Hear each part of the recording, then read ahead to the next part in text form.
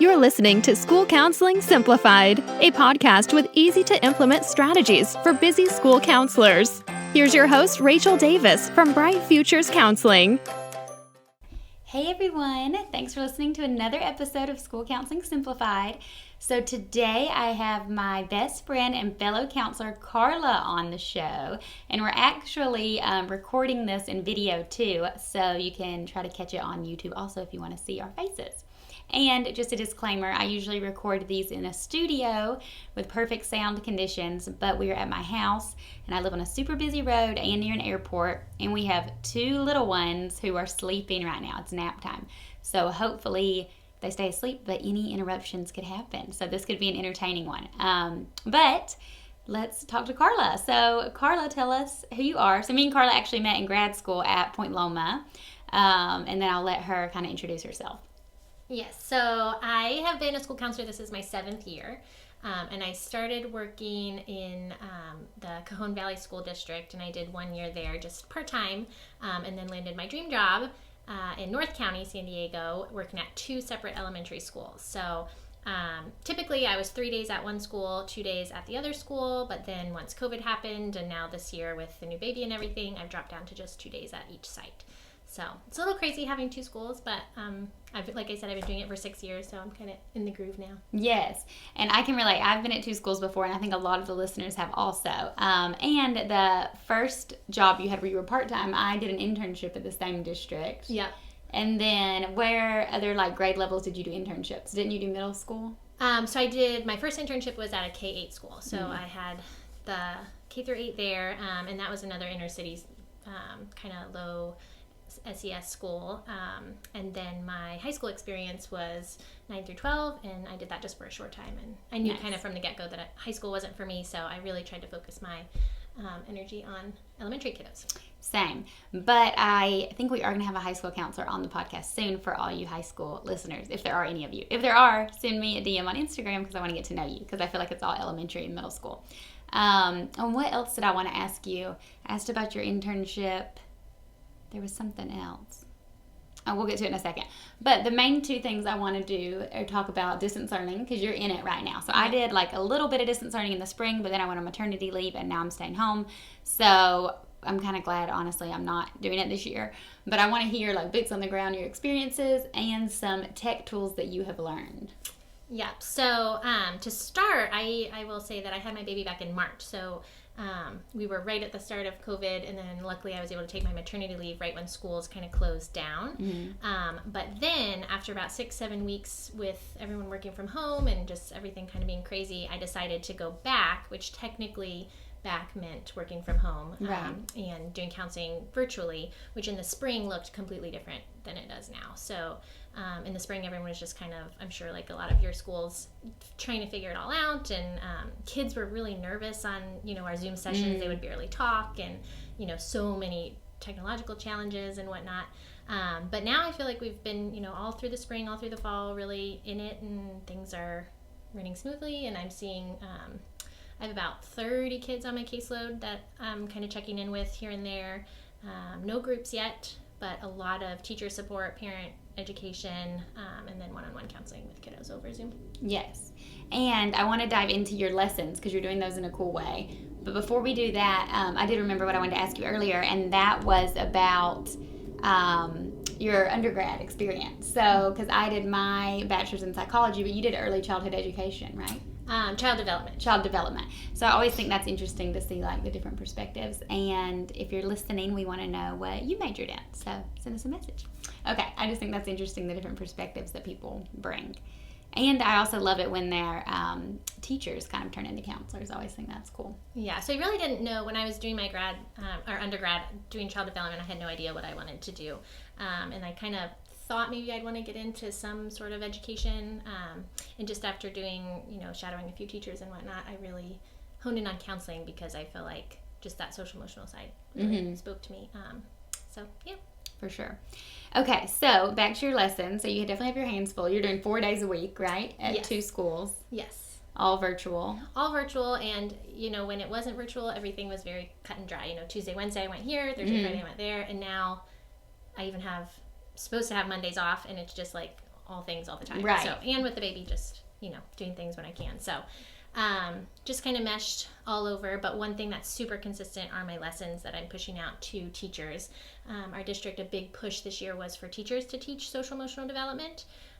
And since I'm not able to, typically I'd be able to get into the classroom at least once a month and do counseling and curriculum, but this way I'm not able to, and so I've been pre-recording my lessons and then pushing those out to teachers to then include either live whole class through their Zoom lessons, or just for kiddos to do kind of on their own time. They call it their asynchronous learning time. Right. Okay. So. No, I love that. So a few questions. What are you using to record your lessons? Like, is this your face or are you doing a screencast? I've heard of Screencastify. I wasn't super familiar with it. That's what my maternity sub was using in the spring, but I've decided to master Loom, which has been actually super easy. I'm creating all my lessons on like Google Slides and then just looming over them. So in Loom, your picture's in the corner, right? Yeah, that's the little circle. Okay. Kind of down in the corner. Okay. And is it free to use for listeners? Okay. Awesome. I haven't tried it yet, but I want to try the only downside is you can't really like edit and piece things together, so you got one shot. But okay. That's good to know. And then how do you find most teachers are using the lessons? Are they assigning it to kids to do on their own, or are they doing it as a class? Do you know? The younger grades are doing a lot of things whole class. So they will screen share their screen and then show my lesson and just kind of pause it so that they're able to discuss at certain points. And sometimes even on my lessons, I'll say like, pause now and discuss with your teacher. Oh, that's great. But the older kiddos, so our kids are only in school for 2.5 hours in person, and then the rest is virtual. So our older teachers are assigning the lessons during that time. Okay. And do you feel like, how has teacher buy-in been? Are they like on board and showing it, or do you feel like half of them like don't do it? I think there's a mixture of both. I try really hard to make it super easy. So I send out the slide deck to teachers for if they want to do it whole class. I send it loomed over for if they want to assign it, outside. I also upload all my lessons to my website and the kids' Canvas page as well. So if teachers aren't assigning them, then kids just want to explore and click around, they can do lessons on their own time too. Okay. So. And you said something earlier, you told me you have like a playlist of something? Yes. Yeah. So I have the core lesson. So I think this week was resiliency. And that's usually like a 15-minute real quick kind of lesson from me. And then I have several supplemental activities that kiddos can do. So ideally the teachers would be having the students complete the lesson and then maybe, on Monday, and then throughout the week they could do those supplemental activities. But realistically, it's just kind of when they can. Yeah. I like that idea for in-person guidance lessons also, like providing supplemental activities. I never thought of that, like so they can follow up. Because you go in once a month and then they might not like talk about that subject again. That's a good idea. And most of the activities are simple things like me reading a story, or I do a lot of like word searches, games, just so that they're thinking about the topic more than that one time. And on a scale of like 1 to 10 of tech savviness to do this Google Slides Loom thing, what do you think our listeners need to be at? Like, was it pretty easy? It was a lot of trial and error. I feel like I started at maybe a 1, but I learned pretty quickly. So you definitely, Loom's very simple. I feel like that is easy to start with. I do some other kind of engagement things with kiddos. In Kahoot is a big one. Kahoot games, Seesaw, those sort of things that a lot of our teachers are using. Those I think require a little more tech savviness. Okay. Just to be familiar with.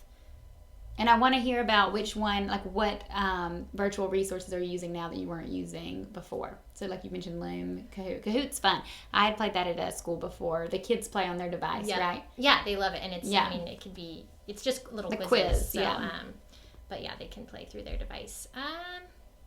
So you asked what my...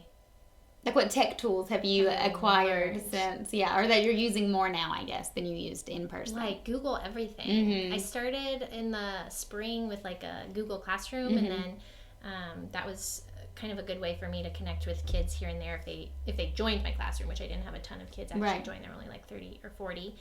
But then our district moved to Canvas, so now I'm in touch with all kids. But over the summer, I tried to create one of those Google Bitmoji classrooms, so that was a big learning curve.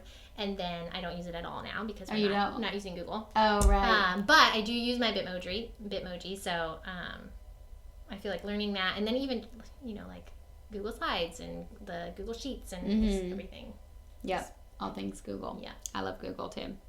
Awesome. Well, this like wraps it up. I just wanted to check in with you quickly and let everyone meet you. Hopefully you'll come on future episodes and just hear, so they could hear from someone who's like in it right now. Do you have any takeaways or anything else you want to add? When it comes to distance learning? I mean, I think, like I said, with teachers, just keeping everything simple, making sure that they can access the content in a way that fits with what they're already doing. So providing lots of options for that. And then just, I guess, like I said, with kids, getting more used to virtual counseling and counseling over Zoom, just keep at it. And if they're shy or they're quiet, I know you have a lot of like interactive boom card activities and things that you can screen share and that can get them talking. So even the little ones, it's been fun to kind of have that interaction with them. So yeah, awesome. Well, thanks for coming on and introducing yourself. Where can the listeners connect with you if you have a blog and Instagram for counseling, right? I do. It does not get updated very often. I have the Instagram handle is Simply School Counseling. And then I couldn't even tell you what my blog is. Maybe I think it's Simply School Counseling. Link it somewhere. I don't know. We don't remember. Anyways, I do have a website. We'll put that in there too. Yes. But that you can access some of those lessons and things there. Perfect. Well. Awesome. Well, thanks everybody. We'll talk to you next week. Bye. Thanks for listening to School Counseling Simplified. You can find the links from today's episode in the show notes. If you'd like to connect with Rachel, she's on Instagram and Teachers Pay Teachers at Bright Futures Counseling. Be sure to subscribe to the podcast so you don't miss any episodes of School Counseling Simplified. Talk to you next week.